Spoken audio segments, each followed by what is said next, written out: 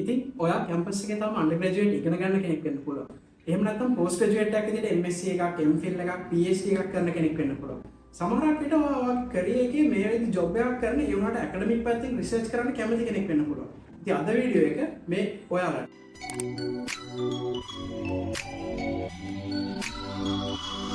හරි. ඉතින් කලින් කිව්වා වගේම අද අපි කතා කරන්නේ රිසර්ච් කරන කට්ටියට වැදගත් වෙන AI tool එකක් ගැන. මේක ඔයා කරන රිසර්ච් එක AI වලින් රිප්ලේස් කරන්න අප tool එකක් නෙමෙයි. මේකෙන් කරන්න යන්නේ ඔයාලට රිසර්ච් එකක් කරන්න යන කාලය අඩු කරගන්න උදව්වක් වෙන එක තමයි. ඉතින් මම ඉස්සෙල්ලාම මේකේ තියෙන බේසික් ෆීචර්ස් ටික කියන්න. ඊට පස්සේ අපි ස්ක්‍රීන් එකට ගිහිල්ලා බලමු කොහොමද මේව පාවිච්චි කරන්නේ කියලා.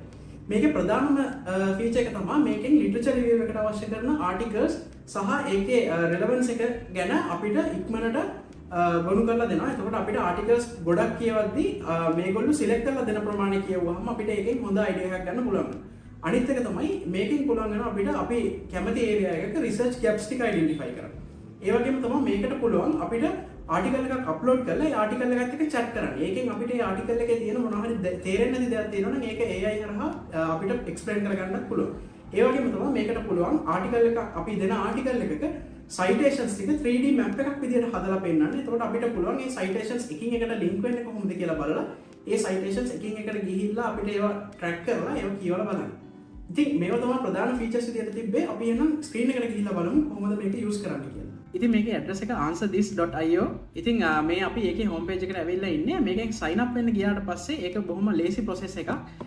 මේක අපිට පුළුවන් Google එකෙන් ගිහිල්ලා sign up වෙන්න. ඉතින් එතකොට Google account එක add කරලා ඔයාලට Google account එකෙන් ගිහිල්ලා sign up වෙන්න පුළුවන්. එතකොට මේක ගොඩක් පහසුවෙන් sign up වෙන්න හැකියාවක් තියෙනවා. ඉතින් මම මේකට log වෙලා හින්දා මම මේකට log වෙන්නම් දැන්. මේකට log වුණ ගමන් මේ විදිහට තමයි පෙන්නන්නේ. ඉතින් මේකේ අපිට කරගන්න ඕන වැඩේ මොකක්ද කියලා මෙතන type කරන්න තමයි තියෙන්නේ. මේකට උදව් කරන්න prompt helper කියලා එකක් තියෙනවා. ඉතින් අපිට ඒකෙන් select කරගන්න පුළුවන් මොකක්ද අපිට කරගන්න ඕනේ කියලා. උදාහරණයක් විදිහට මේකෙන් මේක අපිට basically පාවිච්චි කරන්න පුළුවන් විදි ටික තමයි මේකේ තියෙන්නේ.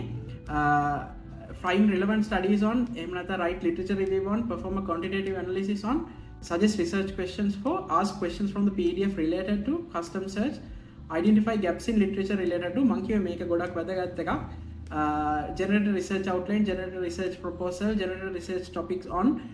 මේ විදිහට මේකේ ගොඩාක් features තියෙනවා. ඉතින් අපි මේකේ ප්‍රධානම feature එක literature review එකේ හින්දා මේකේ අපි literature review එකක් බලන්න යන්න.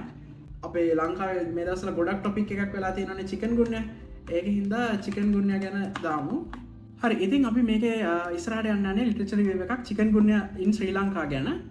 මේක ඉස්සරහට යන්න ගියාම සර්ච් කරන්න ආවට පස්සේ අපිට මේ වගේ වින්ඩෝ එකක් ඕපන් වෙනවා. එතකොට මේකේ තියෙන්නේ මෙතන සිලෙක්ට් කරන්න වෙනවා ස්ට්‍රක්චර්ඩ් ලිටරචර් රිවිව් එකක්ද එහෙම නැත්නම් ඩයිනමික් එකක්ද කියලා. මේකේ ඩයිනමික් එකේ තියෙන්නේ රිසර්ච් ගැප්ස් එහෙම අයිඩෙන්ටිෆයි කරලා ඒක ලියන්න කියලා. ඒක හින්දා මම මේකට ඩයිනමික් එක දෙනවා. මම මිනිමම් සයිටේෂන්ස් 3ක් විතර සිලෙක්ට් කරන්න. මේකේ ටර්බෝ මෝඩ් එක ඉනේබල් කරන්නත් පුළුවන්, ඒක ඩිසේබල් කරන්නත් පුළුවන්. මම ටර්බෝ මෝඩ් එක නැතුව යනවා. මොකද කම්ප්‍රිහෙන්සිව්නස් එක හොඳයි කියලා තියෙනවා ටර්බෝ මෝඩ් එක නැතුව යද්දි. ඊට පස්සේ මේක ඩේටාබේසස් වලට මම PubMed එක විතරක් සිලෙක්ට් කරනවා කියලා හිතුවා. වෙබ් සර්ච් ගන්න නැතුව යනවා. එතකොට මේකේ පබ්ලිකේෂන් ඩේට් එක අපි 2020 වගේ ඉඳගෙන මේ වෙනකන් තියෙනවා කියලා ගමු. එතකොට 2020 ජනවාරි ඉඳන් අද වෙනකම් ඩබල් චෙක් කරන්නද කියලා අහනවා. ඩබල් චෙක් කරන්න කියලා දීලා සබ්මිට් කරා සර්ච් එක. එතකොට මේකට සාමාන්‍යයෙන් චුට්ටක් වෙලා යනවා. දැන් 103යි 101යි ඔහොම කියලා යනවා. මේ යන අතරතුර ඒගොල්ලෝ එක එක questions වගේකුත් පෙන්නනවා. මේ වෙලාවේ මොකද වෙන්නේ කියලාත් මෙතන progress එකකුත් පෙන්නනවා. ඉතින් මේකේ තියෙන අනිත් හොඳම දේ තමයි අපිට පුළුවන් මේක මෙහෙම process වෙන්න දාලා අපේ වැඩක් කරගන්න. මොකද මේක ඉවර වුණාට පස්සේ අපිට අපේ log වෙච්ච email එකට email එකක් එනවා. ඒගොල්ලෝ ඒක analyze කරලා ඉවරයි කියලා. සාමාන්‍යයෙන් මේක select යුතු වෙලාවක් ගත වෙන්නේ නැහැ. topic එකෙන් topic එකට අපි දාලා තියෙන prompt එක අනුව ඒක වෙනස් වෙන්න පුළුවන්. හරි. ඉතින් මේකේ process එකලා ඉවරයි. දැන් මෙතනට આવොත් එහෙම ඒගොල්ලෝ මෙතනට literature review එකක් ලියපු එකක් දීලා තියෙනවා. හැබැයි මම මගේ personal recommendation එක මේක පාවිච්චි කරන්න එපා කියලා. මේක ඔයාලා කියවලා idea එකක් ගන්න. හැබැයි literature review එක තමන්ම ලියුවා නම් තමයි හොඳ. ඉතින් මේකට මේ tool එකෙන් වැදගත්ම දේ තමයි පාවිච්චි කරන්න. මේකෙන් අපිට පුළුවන් මේ chikungunya වලට අදාළව articles ටිකක් මේ විදිහට ගන්න. ඉතින් මේක අපි table view එකකට දාගත්තොත් එහෙම මේ table view එකේදී එක එක ගත්ත articles මොනවද? ඒ article එකෙන් ගත්ත source එක මොකක්ද කියලා මේ විදිහට අපිට table එකක් විදිහට හොඳට ගන්න පුළුවන්. ඊට පස්සේ මේක අපිට ඕන නම් export කරගන්නත් පුළුවන් CSV එකක් විදිහට.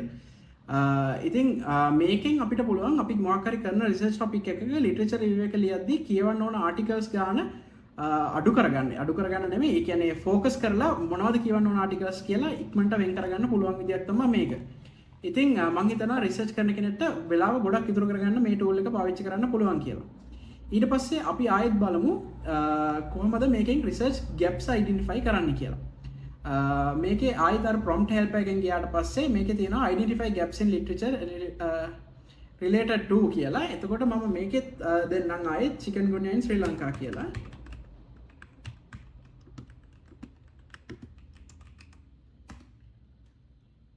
මේක ක්‍රියේට් කරලා මේ විදිහටම සර්ච් කරද්දී අර විදිහටම එනවා. එතකොට ඒකෙත් මම citations 3ක් විතර දාන්නම්. turbo mode එක අයින් කරලා database එක PubMed විතරක් ගමු අපි. web search off කරලා තියෙන්නේ. search date එක අර විදිහටම දාලා 2020 වගේ ඉඳන් ගමු. end date එක today double check කරලා submit කරන්න කියලා. හරි. ඉතින් මේකටත් අර වගේම චුට්ටක් වෙලාවක් යනවා. ඒ වෙලාව ඉවරනාට පස්සේ අපි බලමු මොකද වෙලා තියෙන්නේ කියලා. හරි. ඉතින් සර්ච් එක ඉවරයි. ඉතින් මේකේ රිසර්ච් ගැප්ස් වල අන්තිමටම ගියාට පස්සේ ඒගොල්ලෝ දෙනවා potential research directions කියලා ටිකක්. I did to address the identified gaps, future research on chikungunya in Sri Lanka could focus on following areas කියලා. ඉතින් මම හිතනවා රිසර්ච් කරන කෙනෙක්ට මෙන්න මේක ගොඩක් වටිනවා කියලා. මොකද මේක අපි හිතලා රිසර්ච් එකකට ටොපික් එකක් තෝරන් ගියාම අපිට සෑහෙන වෙලාවක් යන්නත් පුළුවන්. අනික සමහර කට්ටියට එහෙම අයිඩියාස් එන්න නැති වෙන්නත් පුළුවන්. ඉතින් ඒකින් හින්දා මේක ගොඩක් වටින ටූල් එකක් විදිහට ගන්න පුළුවන්. ඉතින් මෙතන තියෙන වගේ මේ විදිහට අර කලින් විදිහටම තමයි sources ටික මෙයාලා මේක හදාගන්න පාවිච්චි කරපු sources ටික තියෙනවා. මම මේක table view එකකින් ගන්නම්. එතකොට බලන්න ලේසි හින්දා. ඔය විදිහට තමයි මේකේ research gaps identify කරන්න මේ tool එක use කරන්න පුළුවන්. ඉතින් ඊට අමතරව තව ගොඩක් දේවල් වලට මේක use කරන්න පුළුවන්. ඔයාලට මෙතනින් prompt එකෙන් ගිහිල්ලා ඔයාලට කැමති එකක් දාලා ඔයාලා try කරලා බලන්න. ඉතින් මේකේ තියෙන අනිත් ෆීචර් එකක් තමයි මේකේ පුළුවන් අපිට ගිහිල්ලා මොකක් හරි ආටිකල් එකක් අරගෙන ඒ ආටිකල් එකත් එක්ක chat කරලා අහන්න මොකද්ද මේකෙන් අදහස් කරන්න කියලා. ඉතින් අපි ඒකත් කරලා බලමු. හරි. දැන් අපි chat with paper එකට ඇවිල්ලා ඉන්නේ. ඉතින් හරි. ඉතින් මම අහපු ප්‍රශ්නෙට ඒගොල්ලෝ ඩීටේල් උත්තරයක් දීලා තියෙනවා මෙතන පල්ලෙහා. ඒක එතකොට මේකෙන් මේ විදිහට මේකෙන් පුළුවන් අපිට ගිහිල්ලා මේ මොනහරි දැන් මීටත් වඩා ලොකු පේපර් එකක් තිබ්බොත් එහෙම අපිට නිකන් කියවලා ඉවර කරන්න බැරි පේපර් එකක් තිබ්බා කියලා හිතන්නකෝ. අන්න ඒ වගේ පේපර් එකකින් අපිට දැනගන්න ඕන ප්‍රධාන දේ මොකක්ද කියලා ටයිප් කරලා ඉවරලා අපිට ඒකේ මේකේ තියෙන chapter එකත් එක්ක අපිට මෙතන ගන්න පුළුවන් ආටිකල් එකෙන් මොනවද වැදගත් වෙන දේවල් කියලා. ඉතින් ඊට අමතරව මේකෙන් මේව කරන්න පුළුවන් දෙයක් තමයි මෙතන දැන් අපි තියෙන මොකක් හරි section එකක් තියෙනවා කියලා කියන්නකෝ අපිට තේරෙන්නේ නැති එකක්. එහෙම වුණොත් එහෙම දැන් nano particles ගැන තියෙනවා මෙතන paragraph එකක්. අපි මේ paragraph එක select කරලා අපි කියමු ඒක explain කරන්න කියලා. ඉතින් මම හිතන්නේ මට නම් කලින් මෙහෙම tool එකක් හම්බෙලා නැහැ. ඒ කියන්නේ අපිට paper එකත් එක්ක chat කරන්න පුළුවන් වෙච්ච එකක්. මේක මට හිතන්නේ ගොඩක්ම මේ වැදගත් වෙයි අර ලොකු articles කියවලා එකෙන් මොනවා හරි හොයාගන්න තියෙන වෙලාවට. හරි. මේ තියෙන අපි කලින් අන්තිමට දාපු question එක මේ තිබ්බ අර paragraph එක අරගෙන මෙතනට දාපු එක ඒක ඒගොල්ලෝ දිග explanation එකක් දීලා තියෙනවා. ඉතින් මේ විදිහට අපිට paper එකත් එක්ක chat කරලා බලලා අපිට පුළුවන් මොනවා හරි විශේෂයෙන් දැනගන්න තියෙන දේවල් තියෙනවා නම් paper එකෙන් අහලා අපිට ඒ දේවල් ඉගෙන ගන්න. ඉතින් මේකත් මේකේ තියෙන තව feature එකක්. ඒ වගේම තමයි අනිත් වැදගත් එකක් විදිහට මට හම්බෙච්ච එක තමයි මෙන්න මේ citation map කියන එක. මේ article එකක් මම මෙතනට add කරගත්තා. අපි මේක origin එක විදිහට අරගෙන ඉවර වෙලා කොහොමද citations හැදිලා තියෙන්නේ කියලා බලමු. ඔයාලට පේනවා ඇති මේ තියෙන්නේ citation map එක. මේ තියෙන්නේ මේක තමයි ආටිකල් එක ප්‍රධාන ආටිකල් එක. එතකොට ඒක මෙතන පෙන්නනවා. අපිට ඒක ගිහිල්ලා කියවන්නත් පුළුවන්, සේව් කරගන්නත් පුළුවන්. ඒකත් එක්ක කොහොමද එක එක අවුරුදු වල ආටිකල් සෙට් වෙලා තියෙන්නේ කියලා මේ මෙතන map එකක් විදිහට පෙන්නනවා. ඉතින් මම හිතන්නේ මේක අපිට සාමාන්‍යයෙන් වෙන දෙකින් බලාගන්න පුළුවන් එකක් නෙමෙයි. මේ විදිහට ගිහිල්ලා අපිට ට්‍රැක් කරන්න පුළුවන්. එතකොට මෙතෙන්ට ආටිකල්ස් මොන වගේද ඇවිල්ලා තියෙන්නේ කියලා අපි කියන්නේ දිග රිසර්ච් එකක් කරනවා නම් එහෙම නැත්නම් ලොකු ආටිකල්ස් ඇනලයිස් කරනවා නම් එතකොට අපිට මේ විදිහට ගිහිල්ලා අයිඩියා එකක් ගන්න පුළුවන් මොන වගේද සයිටේෂන්ස් ගොඩක් පාවිච්චි වෙලා තියෙන්නේ මොන වගේ සයිටේෂන්ස් වැදගත් ඒවා විදිහට ගියපු ආටිකල්ස් මොනවද ඒ ආටිකල්ස් ට්‍රැක් කරලා එතනින් ඒවත් කියවලා බලන්න ඒකේ තියෙන දේවල් ටික ගන්නත් පුළුවන්. ඒ වගේම තමයි මේකේ තව ෆීචර් එකක් තියෙනවා. ඒක තමයි මේකේ AI writer එකක් තියෙනවා. හැබැයි මම පුද්ගලිකව සජෙස්ට් කරන්නේ නැහැ AI වලින් ගිහිල්ලා ඔයාලට රිසර්ච් එකක් ලියන්න කියලා. මම කියන්නේ ඔයාලා ලියන්න. මොකද ඒ කියන්නේ රිසර්ච් එකක් ලියන්න AI ඕනේ නැහැ. රිසර්ච් එක අපි කරන්නේ ඒක අර අපේ ස්කිල්ස් ටික හදාගන්නත් එක්ක අපේ රයිටිං හැකියාව හදාගන්න. ඉතින් AI යූස් කරලා රයිටිං එකක් කරොත් එහෙම අපිට ඒකෙන් අර බලාපොරොත්තු වෙන දේ කරගන්න බැරි වෙනවා. ඒකින්ද රයිටිං වලට කෙසේ වෙතත් මේ වගේ විස්තර හොයන දෙයකට මේක යූස් කරන එක ගොඩක් වැදගත් කියලා තමයි මට හිතෙන්නේ. ඊට අමතරව මේකේ තියෙන තව ෆීචර් එකක් තියෙනවා.